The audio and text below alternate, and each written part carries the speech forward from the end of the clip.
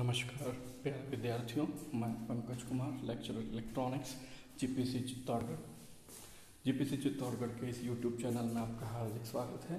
आज हम लोग सेकेंड ईयर के subject EL 203 that is electronic measurement and instrumentation की यूनिट 4 का लास्ट टॉपिक पढ़ेंगे, that is multi range ammeter. यानी कि हमको जब एक से ज़्यादा रेंज के लिए एमीटर को काम में लेना है तो how we will design using the galvanometer. यानी कि 0 पॉइंट, यानी कि आपको कुछ क्वेश्चन ऐसा दे दिया कि आपको एक गैल्वेनोमीटर से एक एमीटर डिज़ाइन करना है जो कि 0 से 10 एम्पियर, 0 से 20 एम्पियर, 0 से 50 एम्पियर और 0 से 100 एम्पियर्स की मेजरमेंट कर सके, तो उस केस को हम कहते हैं multi range ammeter.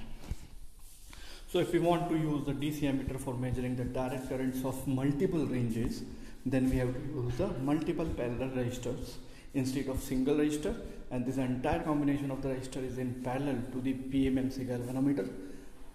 The circuit diagram of multi-range DC ammeter is shown. So देखिए, हमने जब सिंगल रजिस्टर या single range extension of ammeter की बात की थी तो हमने सिर्फ एक शंट रेजिस्टेंस पैरेलल में यूज कर लिया था गैल्वेनोमीटर के पैरेलल में। ओके, अब जब हम मल्टीपल रेंजेस की बात कर रहे हैं तो मल्टीपल रेंजेस के लिए हमको अलग अलग शंट रेजिस्टेंस की हेल्प लेनी पड़ेगी। सपोज हम ये मानते हैं कि हमको 4 रेंज के लिए डिज़ाइन करना है, तो वो केस हो जाएगा हमारा मल्टी रेंज एमीटर। तो हमने उसके करस्पॉन्डिंग 4 शंट रेजिस्टेंस पैरेलल में कनेक्ट कर दिए हैं गैल्वेनोमीटर के across. So RSH1, RSH2, RSH3 and RSH4 हमारे शंट रजिस्टर्स हैं जो पैरेलल में है गैल्वेनोमीटर। इस पूरे सेटअप को हम उस ब्रांच के सीरीज में रख देंगे जहां पे हमको टोटल करंट I मेजर करनी है। ओके, अब हमने एट अ टाइम तो एक ही रेंज सेलेक्ट की जाएगी, इसलिए हमने एक स्विच S सेलेक्ट कर लिया है। स्विच S की सहायता से हम वो पर्टिकुलर शंट रेजिस्टेंस सेलेक्ट कर लेंगे जिसके रेंज के अकॉर्डिंग हमको ये डिजाइनिंग की जानी है। Okay, so place this multi range DC ammeter in series with the branch of an electric circuit where the DC current of the required range is to be measured. Okay, और ये switch की सहायता से हम select कर लेंगे। अब different जो हमने 4 तरीके के रजिस्टर्स यूज किए हैं शंट रजिस्टर्स, उन शंट रजिस्टर्स के करस्पॉन्डिंगली करंट की वैल्यूज भी चेंज हैं, that is ISH1, ISH2, ISH3 and ISH4।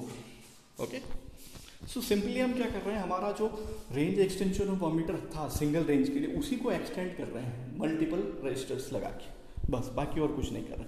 सो जब हम सिंगल एमीटर की बात कर रहे थे तो वहाँ पे मल्टीप्लाइंग फैक्टर सिर्फ एक होता था M, जिसको हम कहते थे I/IM, यानी कि I वो करंट है जिसको कि मेजर किया जाना है और IM वो करंट है जो कि गैल्वेनोमीटर में से फ्लो हो रही है। सो अब हमने 4 शंट रजिस्टर लिए, उसके करस्पॉन्डिंग हमको 4 मल्टीप्लाइंग फैक्टर लिखने पड़ेंगे, नेमली M1, M2, M3 and M4। Okay, और उसके करस्पॉन्डिंग करंट की वैल्यूज भी क्या हो जाएंगी, I1, I2, I3 and I4। ये वो करंट्स है जिनको कि मेजर किया जाना है।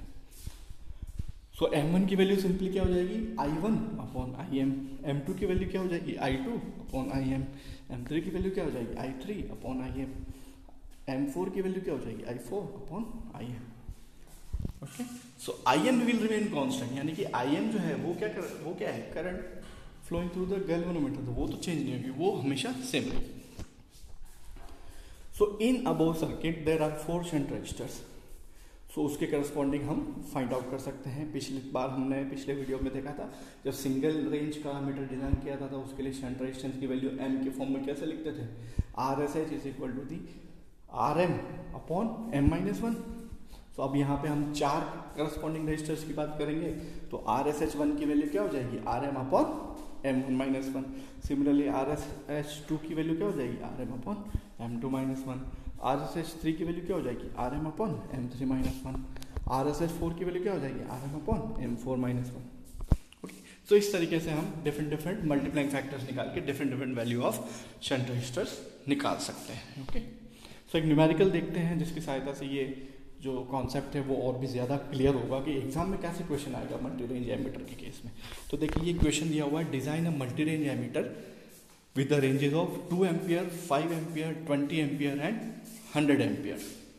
सो आपको एक क्वेश्चन दिया है जिसमें आपको एमीटर डिजाइन करना है 4 रेंज के लिए, यानी कि वो 2 एम्पियर की करंट भी मेजर कर सके, 5 एम्पियर की करंट भी मेजर कर सके, 20 एम्पियर की करंट भी मेजर कर सके और 100 एम्पियर की करंट भी मेजर कर सके। इसको हम डी आर्सनल सेटअप कहते हैं। So a D-Arsenal galvanometer of 730 ohm resistance of full scale deflection current of 5 milliampere is available. तो आपको डेटा क्या दिया हुआ है, गैल्वेनोमीटर का रेजिस्टेंस दिया हुआ है 730 ओम, यानी कि आपको Rm की वैल्यू दी हुई है 730 ओम। सिमिलरली आपको फुल स्केल डिफ्लेक्शन करंट दी हुई है, तो हम जानते हैं फुल स्केल डिफ्लेक्शन करंट क्या होती है, current which is flowing through the galvanometer, तो वो आपको दी हुई है 5 मिलीएम्पियर, यानी कि आपको Im दिया हुआ है 5 मिलीएम्पियर। तो 5 मिली एम्पियर को हम एम्पियर में कन्वर्ट कर लेंगे, दैट इज 5 डिवाइड बाई 1000, तो वो आ जाएगा 0.005 एम्पियर्स। ठीक है, अब हम जानते हैं कि कॉन्सेप्ट तो वही रहेगा, यानी कि शंट रेजिस्टेंस के अक्रॉस का drop should be equal to the potential drop across the galvanometer, that is ISH into RSH should be equal to the IM into RM, और वहां से हम शंट रेजिस्टेंस की वैल्यू फाइंड आउट कर सकते हैं, that is IM into RM upon ISH। और ISH क्या होती है, total current minus the current which is flowing to the galvanometer, तो हम लिख सकते हैं इसको IM into RM upon I minus IM। ठीक है, अब देखिए ऊपर वाला फैक्टर जो है वो दोनों चीजें कांस्टेंट रहेगी थ्रू आउट, वो कोई चेंज नहीं होने वाली है। सो उस ऊपर वाले फैक्टर को हम पूरा सॉल्व कर लेते हैं, यानी कि IM इंटू RM की वैल्यू हमने रख दी, IM की वैल्यू 5 इंटू 10⁻³ और RM की वैल्यू हमने 730, इन दोनों को मल्टीप्लाई कर लिया हमने, तो वैल्यू आ गई 3.65। तो ये ऊपर तो चेंज नहीं होगा चारों केसेस के लिए, ये हमेशा सेम ही रहेगा। अब हम पार्ट 1 यानी कि जो 2 एम्पियर है उसके लिए डिजाइनिंग की बात करते हैं कि उसके लिए शंट रेजिस्टेंस की वैल्यू कितनी होगी। सो RSH की वैल्यू 2 एम्पियर के लिए फाइंड आउट करने के लिए हमको सिंपली क्या करना है, जो ऊपर वाला एक्सप्रेशन है इस एक्सप्रेशन में हमको सिर्फ I की वैल्यू रिप्लेस करनी है, दैट इज 2 एम्पियर।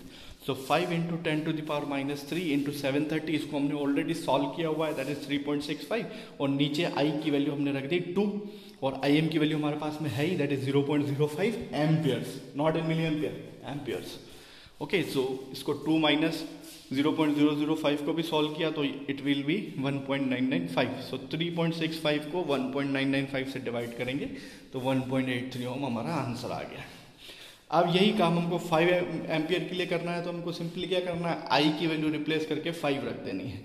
सो ऊपर वाला फैक्टर अभी भी 3.65 वो सेम रहेगा, और I की वैल्यू हमने रख दी 5, सो 5 माइनस 0.005, इसको सॉल्व किया तो 3.65 डिवाइडेड बाय 4.995, ये हमारा आंसर आ गया 0.730 ओम्स।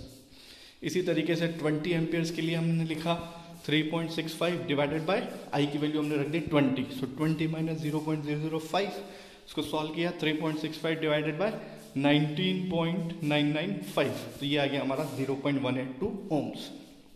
और लास्ट 100 एम्पियर्स के लिए हमने क्या किया, I की वैल्यू रख दी 100, सो RSH शंट रेजिस्टेंस की वैल्यू क्या आ जाएगी 3.65 ऊपर वाला फैक्टर डिवाइडेड बाय I की वैल्यू 100 माइनस